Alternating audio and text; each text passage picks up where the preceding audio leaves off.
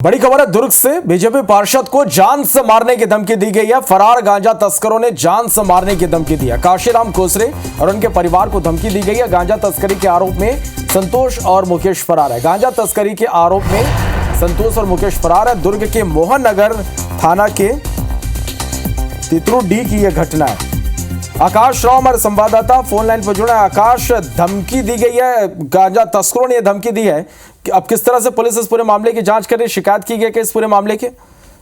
बिल्कुल, बहुत बड़ा मामला है क्योंकि ये पटरी पार दुर्ग शहर का एक ऐसा हिस्सा है जहां पर अवैध जो नशे का कारोबार फल फूल रहा है और लगातार ये देखा जा रहा है कि क्षेत्रीय जो जनप्रतिनिधि हैं अपने क्षेत्र से इस तरीके से जो अवैध कारोबार है उसको दूर करने के लिए प्रयासरत है। ऐसे में कुछ माह पूर्व ही जो पुलिस ने एक बड़ी कार्रवाई की थी, गांजा कारोबारी और गांजा तस्कर के घर ठिकानों पर जो है दबिश दे करके कई किलो गांजे है जब्त किया गया था। इस मामले में 4 पुलिसकर्मी को भी निलंबित किया गया था जो उनके साथ संलिप्त थे। वहीं उस मामले के जो 2 आरोपी संतोष बारले और मुकेश मिश्रा ये लगातार फरार चल रहे थे। बाकी जो परिवार के सदस्य थे उन लोगों को पुलिस ने हिरासत में लिया था और कुछ लोग अब जो है बाहर आ चुके हैं। ऐसे में कल देर रात जो संतोष बारले और मुकेश मिश्रा अपने कुछ साथियों के साथ में बकायदा हथियार लेकर के, ये बताया जा रहा है कि तमंचा लेकर के वो उनके घर पहुंचे हुए थे, जो सीसीटीवी कैमरे में साफ नजर आ रहा है। और जो परिवार के सदस्य बाहर में टहल रहे थे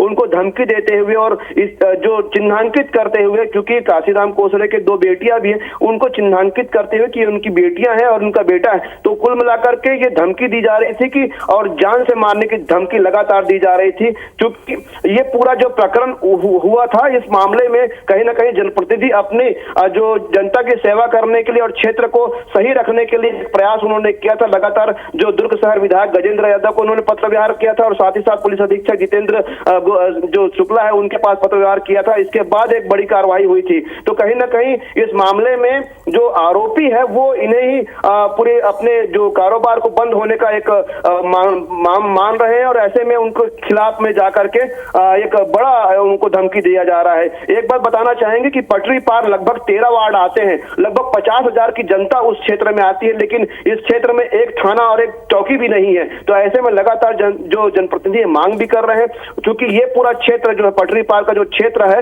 वो वहां पर बड़े बड़े गैंगस्टर, बड़े अपराधी, बड़े कारोबारी जो है अवैध कारोबारी इस क्षेत्र में होते हैं। तो ऐसे में लगातार इस क्षेत्र के जनप्रतिनिधि मांग करते हैं कि इस क्षेत्र में थाना हो, लेकिन अब तक न वहां थाना खुल पाया न चौकी खुल पाया। ऐसे में जो अपराधी हैं अपने घटना को अंजाम देने के बाद उस क्षेत्र से फरार हो जाते हैं और ऐसे जनप्रतिनिधि लगातार क्षेत्र की जनता को सुरक्षित रखने के लिए प्रयासरत है, उनके ऊपर इस तरीके से हमले और उनको धमकी देने का जो वाकया सामने आता है। काशीराम कोसरे एक लंबे समय से नगर निगम दुर्ग में एक पार्षद के पद पर है, अभी वर्तमान में MIC मेंबर है और साथ ही साथ भारतीय जनता पार्टी के वरिष्ठ नेता हैं। इनके घर पर इस तरीके से घटना होना और उनको धमकी मिलना, कई सवाल यहाँ पर उठ रहे हैं। आकाश, देखना होगा कि किस तरह की पुलिस अब इस पूरे मामले में कार्रवाई करती है। अपना नजर बना के रखिएगा। बहुत शुक्रिया पूरी जानकारी।